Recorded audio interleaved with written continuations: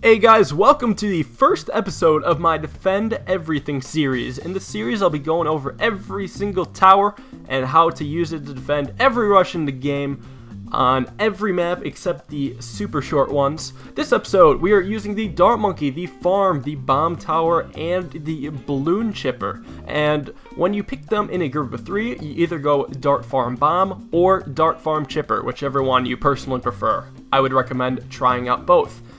In the video, we'll be starting with the Pink Rush and ending with the ZOMG Rush. And at the very end, there will be some extra important tips, just in general for getting better at the game, that I would highly recommend you guys watch. If there's any part of the video you watch, it should be the tips at the end. And one thing I do also want to mention is that this strategy is hard. If you try it, you will lose, at least some of the first few of your games, assuming your opponent's any good. You have to keep trying, you have to keep copying the strategy to a T. You know, the placement, the targeting, everything, and you'll notice the more you play with it, the better you'll get, and the tips at the end should really help too, so I'd advise checking those out. Anyways though, that's all. Enjoy the video. Alright, first off, we have the round 4 rushes. Usually a lot of opponents will send pink balloons on round 4, and to defend those rather comfortably, you generally only need 2 Dart Monkeys.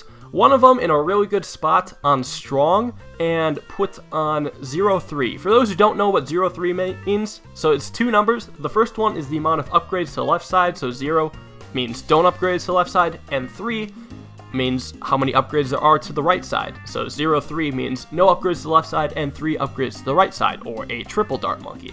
So you want a 0-3 Dart Monkey on strong, and another Dart Monkey starting off on 0-0 but maybe slowly upgrading it to 0-2 if they keep sending pinks. That should also be on strong. Both of them should be in good positions, and you'll notice a lot of balloons will just go to the road spikes, but they will not kill you. If your opponent is really aggressive with the pink balloons, you could upgrade your Dart Monkey to the second Dart Monkey to 0-3 as well. Also, it's necessary for defending lots of group blue sends, or both combined. And if you get those 2 Dart Monkeys, you will for sure be safe from round 4 to round 6. On round 6, your opponent can send out black balloons and grouped green balloons, both of which should be easily defendable with the defense you currently have. 2 Dart Monkeys, one on strong, one on first, should defend black balloons just fine. Sometimes you can get an extra 0-1 Dart Monkey to help out, put that on first. On some maps, such as Yellow Dick Road and Temple, you can actually have your Dart Monkey on last if it's shooting down a straight line like that, which is pretty useful.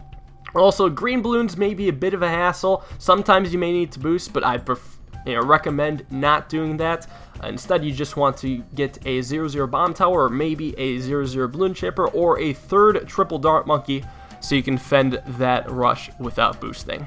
Round 8 is the first deadly round now, because your opponent can send out grouped yellows, which can move fast and quickly overwhelm the Dart Monkeys if you're not prepared. So, easy way to defend it is get 2 or 3 triple darts and just boost, and hope your opponent doesn't re-rush. Another thing you can get is a couple Dart Monkeys and a 0-0 Bomb Tower on close, and also boost. And that's good and all until your opponent re-rushes, which means wait for your boost to wear off, then send a second rush, maybe with the balloon boost, and then it'll be even more deadly. So sometimes you may need to sell your farm for a few more triple darts, or get a 3-0 Bomb Tower, the cluster bomb, and that should wipe out the yellows with ease. Round 10 is when your opponent can send out lead balloons, which are generally very easy to defend. All you need, if you have bomb towers, just a 0-0 Bomb Tower and put that on strong, or if you have chipper, you want a 2-0 Balloon Chipper, put that on strong, it'll just suck them up. Does the exact same against Regal Leads. The only worry is that for Bomb Tower versus Regal Leads, you have to make sure the Dart Monkeys are somewhat close to it so they don't just regen super quickly and screw you over. Sometimes your opponent also may attach regrow pinks, or on round 11 whites then pinks, and if you have Bomb Tower, then you upgrade the 3-0 cluster bomb and get a few more triple darts, or if you have chipper, you want maybe 1 or 2 0-0 balloon chippers on strong, but also spam the triple darts. Camel leads come on round 12 and should be pretty easy to deal with. What you usually will do is just sell either your bomb tower or your balloon chipper, whichever one you currently have, and buy a 4-0 dart monkey, the Juggernaut. Just want to leave that on first and have it hit all the camo leads. Make sure you upgrade your dart monkeys to 2-3 as well, because 0-3 can't see camo, but 2-3 can, and those will destroy camo leads easily. Round 13 is an extremely deadly round with all the rushes that can come out. If you don't have bomb or chipper ready, you just want to get the Juggernaut as well as a few triple darts up and boost. If you do have a bomb tower, getting a 3-0 bomb along with the Juggernaut and darts is even safer against larger rushes. And if you're really panicking, you can sell your farms and get a 4-0 bomb tower. All the bombs must be on close to deal with the large clusters of balloons, and those will defend the rushes with ease. If you have balloon chipper and do not want to boost, get a 1 or 2 balloon chippers, 2-0 or 0-0. 0-0 is preferred on strong to eat up some of the zebras, and then triple darts and a Juggernaut in the back to deal with it. Sometimes you don't even need the Juggernaut if the rush is tiny. But the Juggernaut definitely helps against larger rushes. If they go all in with like Reaver Rainbows, then you want to boost. But if it's a tiny Reaver Zebra rush, again, you can just keep building triple dart monkeys and the life loss will be minimal. And balloon chippers on strong as well. 2 or 3, it's preferred. Sometimes, just sometimes, your opponents will send camo Reaver Rainbows in an all-out rush, even without baiting out the boost. Then what you want to do is sell your bomb or chipper because it won't be necessary, and buy a bunch of 2-3 dart monkeys as fast as possible. Be sure to boost right away though, you don't want to delay that. Round 15 is also kind of scary, not because of the ceramic balloon, but because of the grouped lead balloon, which can be comboed with the grouped zebra rush to kind of overwhelm the dart monkey. If you have bomb tower, again, you just want to get a 3-0 bomb and a 4-0 if it's overwhelming. If it's chipper, you generally want to get a bunch of 2-0 chippers on strong to deal with the lead balloons, maybe only 1 or 2, trying to sell as little farms as possible. But if they tack on zebras on top of that, you can usually boost to defend, but also buying more 0-0 chippers in the back and more triple dart monkeys is also very handy. If they throw in something wonky in there, like a camo ceramic or a bunch of Reaver Rainbow balloons, you definitely boost that. Maybe unless you have bomb tower, but even still, it's probably worth boosting just to be safe. The Moab is super easy to defend if you got through round 15 rushes. All you really need is 7 or so 2-3 dart monkeys along with a 4-0 dart monkey, and maybe something extra like a 2-0 balloon chipper or a 3-0 bomb tower. All together and you boost, and you should defeat the Moab with ease. And if you don't have boost, then you can get a couple more 2-3 dart monkeys and you should just be fine. The BFB is also very easy to defend as long as you have enough money. Generally, you just want to get 10 dart monkeys. Not all of them have to be 2-3, but one of them does have to be 2-4, the Super Funky Man Club ability. Activate that, you don't even need to boost, and you can defeat one BFB super easily. For up to 3 or 4 BFBs though, 3 is definitely the tipping point. You can defend 3 easily, but maybe not as much 4. Then you activate the Super Funky Man Club ability, have all your dart monkeys up to 2-2 or 2-3, and you boost. Why the dart monkeys have to be up to 2-2 or 2-3 is because they gain bonuses with the additional pierce of the darts and the range/camo detection. If your opponent rushes you with all-in fast cool on VFBs or maybe a ZOMG, what you need to do if you have bomb is get down a bunch of 0-3 bomb towers, the Moab Maulers, and leave them on first, not strong like in the video. That was a mistake. I was still learning. But you want those on 0-3, quite a few of them, as many as you can, maybe selling farms even, and boost, then start getting a 4-2 bomb towers in the back-ish area so they can defend ceramics, and altogether, those should take down the ZOMG or BFB rush just fine. Finally, for fast cool and ZOMGs, I didn't get much of a chance to get this to work in quick battles because most of my games never went that long, so I had to do this in practice mode where I can just send myself a ZOMG balloons. Now, for the Dart Farm Bomb strategy, what you want is a bunch of Moab Maulers 0-3 bomb towers near the front on first, and then in the back you want Super Funky Man Club, Dart Monkey ability, you want the active always, and then, when the ZOMGs are coming, obviously buy a bunch of 0-3 bombs And then once you have maybe, I don't know, 15 bombs or so, now start getting the 4-2 bombs. The 4-2 bombs are actually extremely important in the back because you don't want to die to ceramics and all the innards of the ZOMGs. So sometimes it might be worth selling the Moab Maulers for them. Again, you have to be really fast to make this work. This is probably the hardest rush to defend if you make it this far. Obviously, boost if you have the opportunity to. I didn't because, I just wanted to make some leeway for myself. The money amount may not be exact, but it's the closest I can get to just the defending a ZOMG rush, because I don't know how much money you guys will have. I know I have infinite money, but I'm defending it as if I have maybe only $100,000 total. Now, for the balloon chipper defending ZOMGs, you want a few 4-0 balloon chippers on strong at the beginning to just suck up the ZOMGs and take their time defending. Then in the back, you again want Super Funky Man Club, a crap ton of juggernauts, and then you want 2 non-Moab sucking balloon chippers. You want 2 balloon chippers that will eventually become abilities. The idea is you upgrade 1 to the balloon chipper ability, 0-4. Activate it, suck in all the balloons. Yeah, wait till they're not ZOMGs or once they're getting far, so they suck in all the balloons.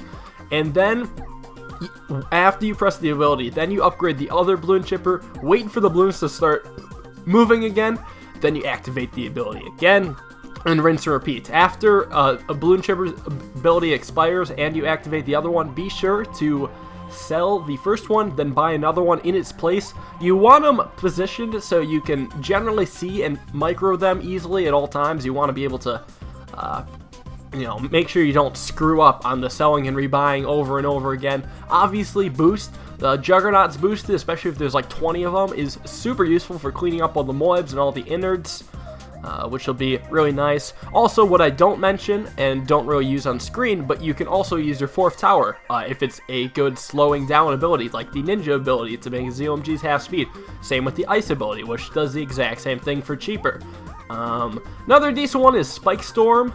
That one can, clean up or deal with some ZOMGs pretty well. It'll help out if you have Bomb, not so much Chipper. And maybe Super Monkey ability, but you would need a lot of money for that. So, that's how you defend the ZOMGs. Alright, now that we got through all of that, I want to tell you guys about some additional tips and tricks that will make playing the strategy a lot easier. First off, if you're playing on the Steam version and not on a phone or a tablet or anything like that, there are keyboard shortcuts to help you build towers faster and do everything faster so you can defend rushes a lot better. Important ones are the backspace while selecting a tower sells it. Using the numbers 1, 2, 3, 4, and 5 will bring the towers or road spikes to your cursor, allowing you to place them more quickly. The period and the comma button instantly upgrade your tower to the left and right, or right respectively.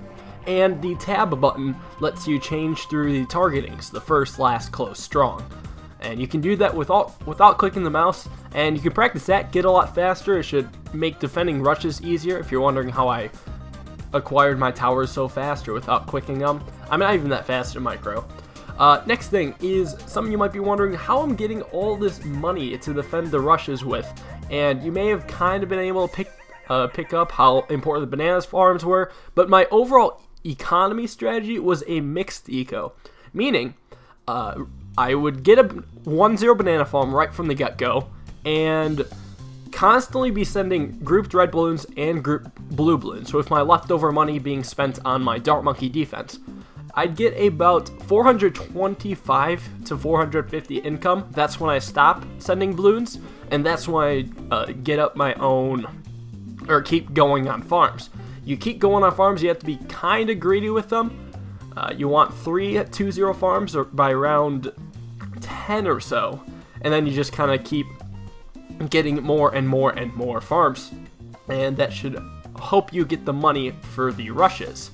Third off, it's a very difficult to learn, but something that every player should learn is how to use the boost correctly. Knowing when to boost your towers and when to save your boost is very important, especially when playing in arenas when you only have 3 total boosts. You don't want to just press that boost button every single time your opponent sends a rush, but you also don't want to just not boost if your opponent is sending an all-out Rigo Rambo rush. It is a part of the game, and for arenas they give it to you for free, so it's not unfair if a person uses a boost. So I feel it's not something that can just be taught through a video. You have to learn it through experience by just seeing how large the person's rush is. For yellows, if the rush just seems to keep going and going and going, you might as well boost because obviously they're just trying to kill you. For round 13, if they boost first, generally you should boost to defend. It's just that much better. And sometimes if they're just sending out a couple Rigo Zebras and that's it, then you just want to get a few extra Dart Monkeys and defend without boosting. Another important thing is the placement for the Dart Monkeys. Again, if you're going to follow this strategy and you want to succeed, you want to put Dart Monkeys in spots where they will be most successful. Generally, you want to have triple Dart Monkeys in positions where they can shoot in straight lines and hit the path all the way through the straight line. Like how you would put a Juggernaut right behind a straight line path and just shoot down that line and pop all the balloons. Same applies to the triple dart, which is something you really want to do. You might be able to notice it in these games currently, but I'm also being very greedy with my Dart Monkeys early on. You're seeing me sell triple Dart Monkeys to having minimal defense just so I can get more farm income. That is how important it is to get up income early on. Neglecting your defense to damn near dying sometimes in order to get farms is something that you'll just have to kind of keep practicing getting better at, because there's no set way to make it work. You have to sometimes bait your opponent into wasting money on a rush on you, then you're overall up on money. I don't know. It's pretty tough. So anyways, I believe this is the end of the video. God, we're finally at the end. Lots of tips and tricks, and honestly, I don't even think I've covered everything. I hope you guys take this strategy and at least try it out a few times. Again, you're not going to get it right away, almost guaranteed, unless you're have already been using a similar strategy. In that case, you might be able to pick it up a bit better. But yeah, this is my first big-ass strategy video, and I'm not quite sure if I want to do more. This took so much time to do. It's kind of ridiculous. It's shown by the fact that my upload's a bit later than usual. It's just, God, it's taken so long. So if you guys could hit the like button if you think this will help you, if you think it was just a good video or something, that'd be fantastic. Also be great to counter out the newfound trolls to this channel. And by trolls, I mean just haters. Yeah, it's whatever. They're just mad bro mad. And yes, next video will be Friday. I might be going to the other towers. I plan to at least hit up every single tower, even your favorite tower, unless if your favorite tower is village. In that case, fuck you. But otherwise, we're just going to be going through all of that. So, thanks guys for watching. Hope you enjoyed, and I'll see you all on Friday's video.